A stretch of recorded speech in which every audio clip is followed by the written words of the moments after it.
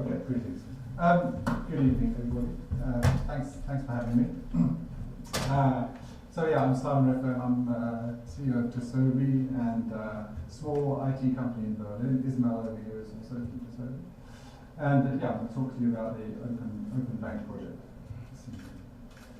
So yeah, what are we trying to do? We're trying to foster a digital service economy. What does that mean? That basically means making banks more digital and allowing innovation to come to existing banks and new banks and everything in between.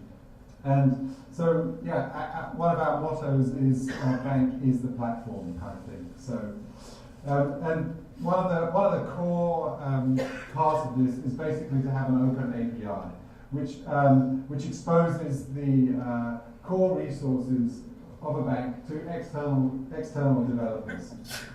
And when I say developers, this could be external guys, so some guy in Czechoslovakia who just wants to scratch an itch and write an app for under 18 snowboarders, and they want to see their bank account as they're snowboarding down the hill. Or it might be the internal developers working at a bank, but they just want to use a consistent interface, a simple Web 2.0 developer-friendly API. And why is this important? Well, because the banks can bring and have developed or bring in applications much faster, cheaper, with less integration hassles.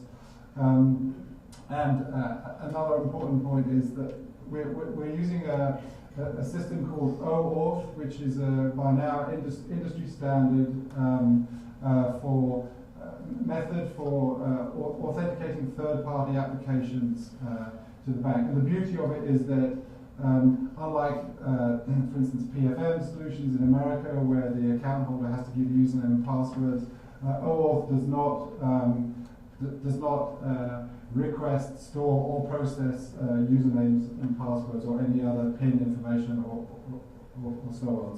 So the bank stays at the center, is still the gatekeeper of authentication. That's very important. And another kind of very important, a kind of starting point actually of the Open Bank project was about greater financial transparency. So yeah, some 5 years ago I was just getting fed up with hearing about corruption here, corruption there, and all the ills that leads to, wars and all the rest of it. And we live in a democracy. We're very fortunate in the West, in the first world. And we shouldn't be complacent because, actually living in Berlin, I'm only too well aware of what happens when, democracies fails, and lots of people suffer as a result of that. So, I guess also, there's a movement right now for open data, better governance, accountability, and so on and so forth. So those are some of the principles of the Open Bank project. So what's in it for the bank? Well, like I said, the bank can source innovation a lot faster. It can get innovation to market faster. It can control this data. So in the US, services such as Mint are getting access through Yodlee and other services. They're getting access to screen scrape data, and this is not a very good way to get data from a bank. Screen scraping is fragile. It's expensive, and once again, it's insecure because there's no system like OAuth in place. So banks, if they get this innovation coming in, they can better cater to niche markets. So, for instance, a blind app or something like that might be expensive to develop for one bank, but if someone can develop an app and then plug it easily into a bank, then it's a lot more likely to be developed. So some of the kind of features of the Open Bank project, I won't go through all of them because that would be kind of kind of boring, but we're, on the one hand, we're an API platform for access to core banking resources, so transactions and accounts that basically read only so far. We're kind of starting simple, so the banks are not so scared to work with us, and yeah, and then we'll move on to instantiating transactions at a later date. But also we have these, data sharing and transparency options. So, for instance, you can imagine a new type of an account for a charity could share its transactions with its donors or the public, or an account for an SME could enable sharing of transactions with shareholders or the core team or its auditors, and so on and so forth. So, and also we have services for data enrichment. So things that are by now kind of standard in the blogosphere, tagging, commenting, and so on and so forth. You can also add images to transactions. So with this, you can kind of bring transactions to life. And if one app can automatically, say, geo-tag transactions, then another app through the API can make use of this data. So you can really get a kind of rich ecosystem of applications which have a much richer kind of experience. And then there's a kind of surface layer on top of that, which is basically reporting with the API, because the bank wants to monetize this data. If it's going to let the data kind of go out of its walled garden, they'll want to monetize it and bill for the use of the data. So here we are in this space. So in the States we've got Yodlee, and in the north bit of the section we've got a couple of banks in France, and they actually have recently released an SDK or API-like strategy, but they are for one bank. And then in the bottom left corner, we've got services such as Apogee, who put a kind of layer on top of an API, this kind of caching, rate limiting, and so on and so forth. And then Open Bank project is there a bit in the middle, so we're a little bit API management solution and a lot kind of API. And we're an open source project, and this is, I think, important to break this kind of monopoly in a way. So in a way that the API can break the monopoly of the internal software developers, and that's good through competition, quality, and innovation. And by having a kind of major part of the platform, like the interface to apps and so on and so forth, and also providing some apps themselves, I think that really helps maybe helps a new bank come along, because they can get this software for almost practically for free, as long as they're prepared to abide by the AGPL license, and we have to sell a commercial license as well. We've got to make money somehow.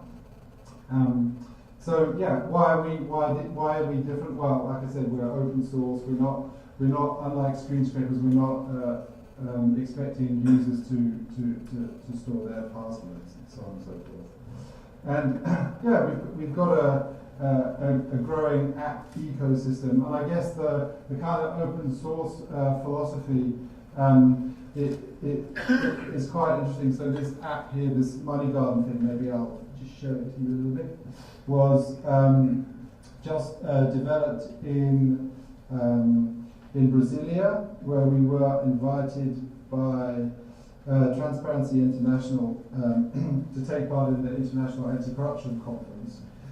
And we were there, and we held a little hackathon, and while we were there, some guys that we'd never met before, they put together this little money journey app. It's a bit difficult to. Oh, there we go. So, this was just kind of looks a bit squashed, but it's just an example. I mean, this is one of the points of the API is that once you give an API to developers, then unusual things can come out of it. And I'll show you another example another example later on. But this application was just developed in a couple of days by some people who were just interested in the Open Bank project. And one of the selling points, if you will, with Open Bank project is that we provide some actual public data feeds. So, for instance, this here is my company bank account, the Tesobe bank account in Germany. And for instance, if I get up a new browser window, I can show you that it's a public thing. Let's see.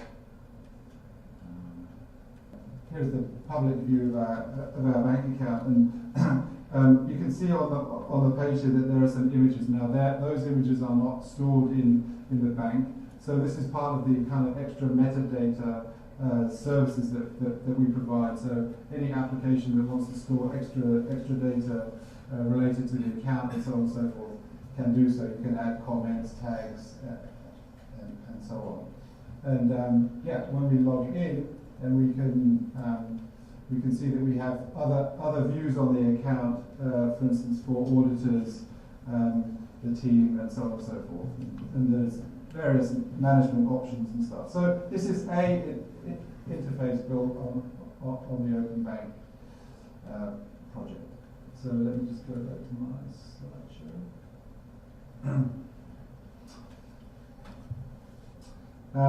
Yeah, and how does it work? Well, basically, you've got the banking customers at the top. You've got the third-party developers in the middle. So this could be a PFM solution, or a kind of more normal banking interface, your mobile interface, and so on and so forth. And then you have the RESTful API, which is like the view exposed to the world. Then you have this server where we can store extra metadata, and then we have connectors that talk to the core banking systems or the data warehouses and so on and so forth. And it's a kind of plug and well, I wouldn't say plug and play, but basically it's a kind of connector architecture. Remember that people are not storing their passwords. We're using this OAuth protocol, which is being used by Twitter, Facebook, and Google. Some are using OAuth 1, some are using OAuth 2. We're using OAuth 1 right now, but we'll probably write OAuth 2 connector as well. This is an example of a startup in Germany. This kind of social business, and we're being approached by several companies who want to have transparency that financial transparency as a kind of core part of their business model, and they've come to us and say, hey, how can which bank account should we open? So we're going to make money from some consultancy, probably some revenue sharing on the API streams, and organising hackathons and developer outreach and app development.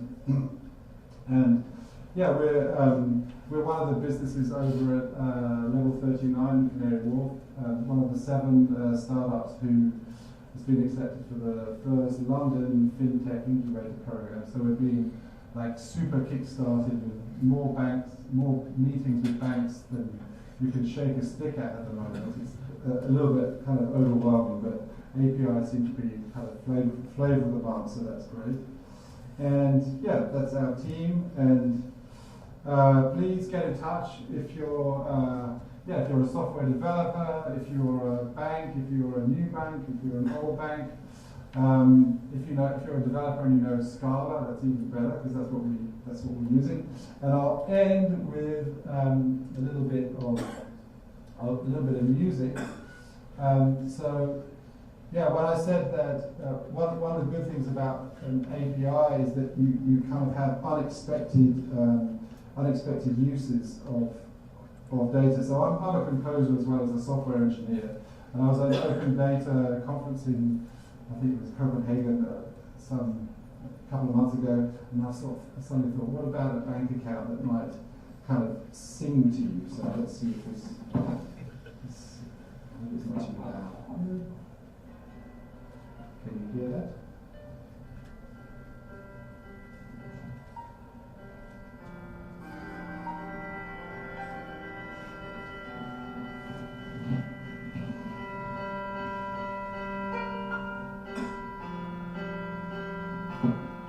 So the high notes is money coming into our bank account, and the low notes is money going out. And you can see some of the names are alias to preserve privacy, and some are kind of categorized, and some are real. There's Simon Redfern, for instance. Yeah. So the first singing bank.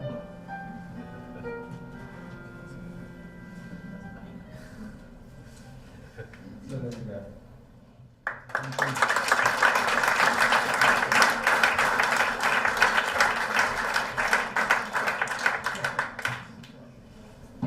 That's the prettiest fintech demo I've ever seen. I'm very glad to hear that. The singing back. Any questions? What's in it for the rest of us, software suppliers? How are we doing it after this? How do we make our money? You got business model. What's our business model? You can integrate the solution with your favorite client, your favorite bank. You can write software solutions that sit on top of the API. The licensing model, yeah.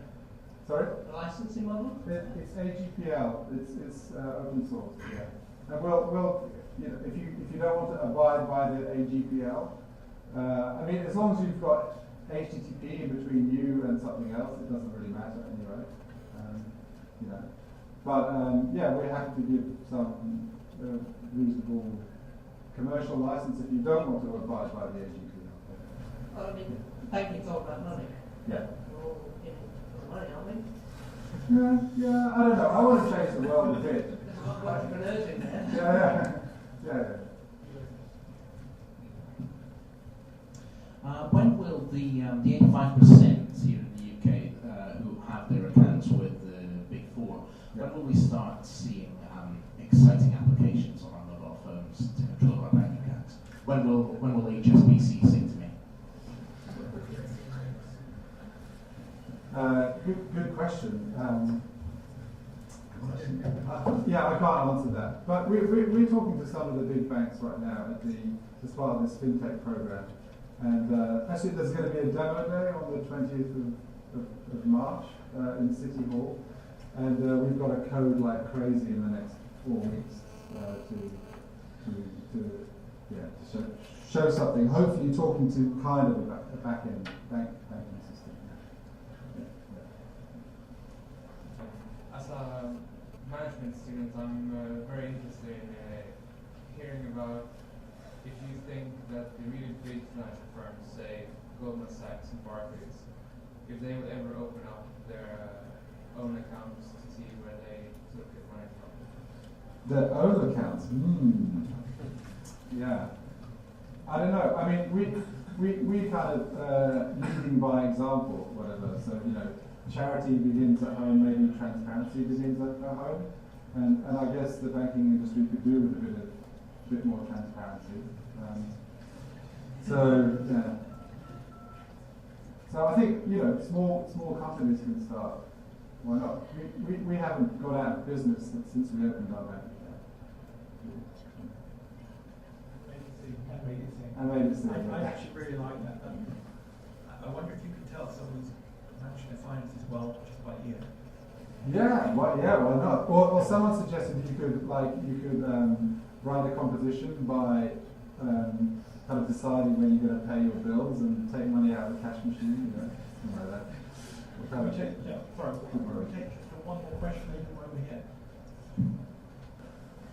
So what is the biggest concern banks have when we start integrating with something like you and publishing their data? What's the biggest issue that they bring up when talking to you? Well, I mean, banks can use the system internally, of course. Then it's just a kind of easier way to integrate and so on and so forth. And I guess the biggest thing is opening up the data beyond their real estate. Their estate where they can show ads at their will and all the rest of it. Is it security or just control essentially? I think it's control of eyeballs basically. But I think we've got some ideas about that. So, for instance, a developer should conform to the certain terms and conditions. You know, I mean, developers or the account holder can effectively pay for use of the API, so the bank can monetize it that way, or they can say, the bank can say, well, we want, you have to show this ad, you know, you have to show our logo, blah, blah, blah. And at the end of the day, if customers are happy, then hopefully you know, that's good for the bank. Okay. Should we just want to take one last one? Yeah, I'm happy to take One last one. any more. It's just a quick one. Why did you choose AGPL instead of like MIT or PSD without the license? Say again, what? What AGPL? Yeah, instead of like MIT.